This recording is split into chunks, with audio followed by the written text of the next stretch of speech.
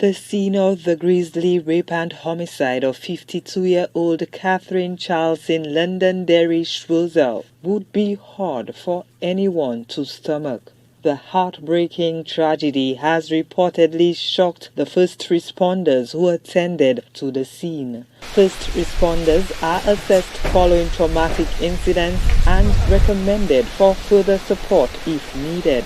Whenever a firefighter has responded to a call that is traumatic, it could be a fire call where they probably discover a burnt body, or ambulance call with traumatic injuries.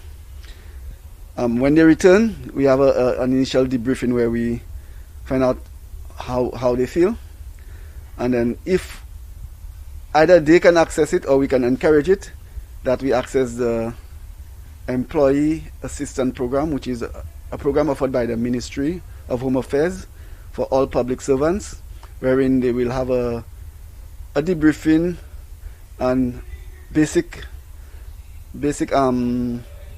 counseling, and from that session they can ascertain whether the person needs more professional advanced interventions. EMS manager of the South, Iranis Henry, says while the service does not force firefighters to get counseling services, they are encouraged to do so. Furthermore, he says first responders who may be struggling with their own issues also receive support.